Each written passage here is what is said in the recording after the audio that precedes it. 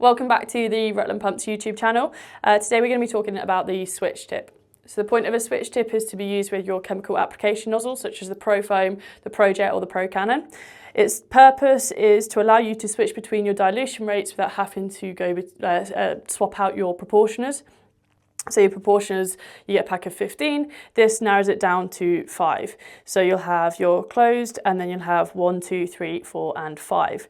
They all link to the dilution chart which you'll get with your packet. You'll also get 2 different fittings. So as standard, on the outlet of the switch tip you have a female quick release, so you can take it on and off your chemical applicator with ease.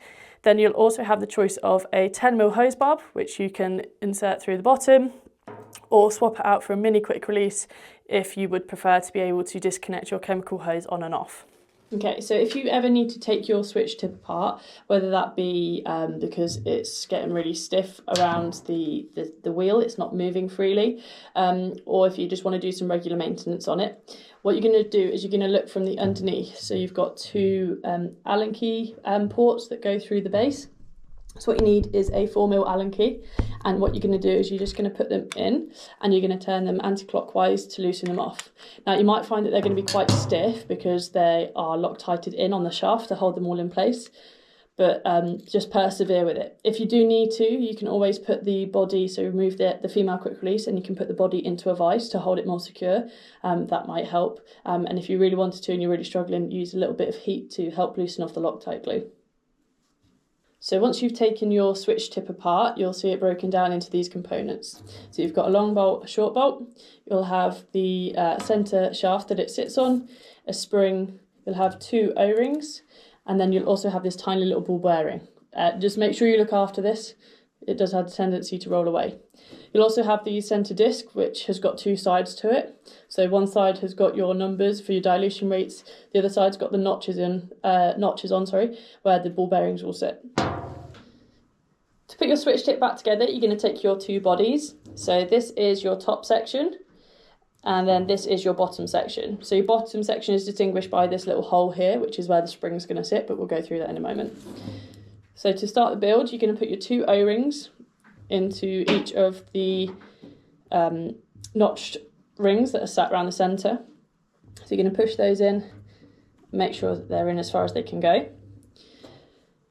You're then going to take your centrepiece and you're going to stick it on the bottom section, again distinguishing by this hole that's drilled in. So you put that in there.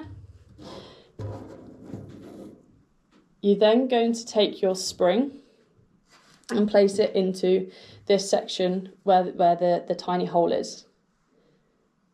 This is where it gets fiddly, so be warned. You're then going to take your tiny ball bearing and sit that on top. So it should look like this. Once you've got your 2 sections prepared, you're then going to take your centre disc. So 2 sides, so one with the numbers around the top, and then one which has got the notches all around it, which is where that ball bearing is going to sit. So be prepared that the ball bearing might fly out, but it's all about technique and making sure that you get it in flush. So what you're aiming to do is push this centre notch straight in on top of that ball bearing.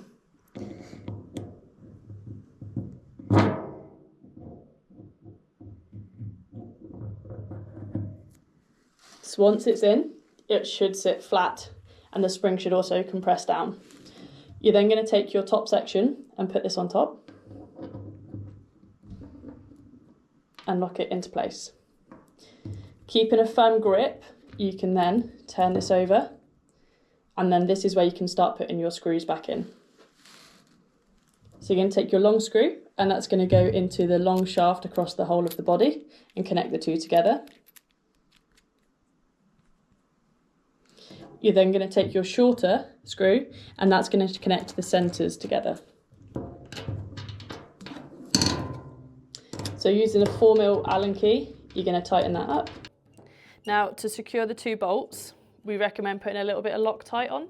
Not too much, but just a little dab, just so that it covers all the threads and it keeps it nice and secure and seals it in. So you should feel that pull, and then the same again, just go back and tighten everything up, make sure it's all in place, and then it should move freely.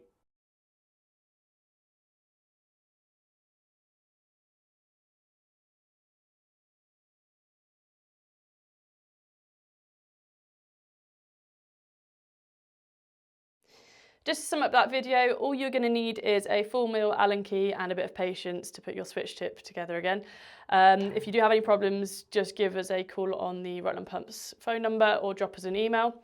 Every switch tip that you purchase from us will come with your dilution chart, which has a breakdown of all the different ratios depending on your flow rate of the pump that you're working off of. And you'll also get a choice between a mini quick release or a 10 mil hose barb with your order.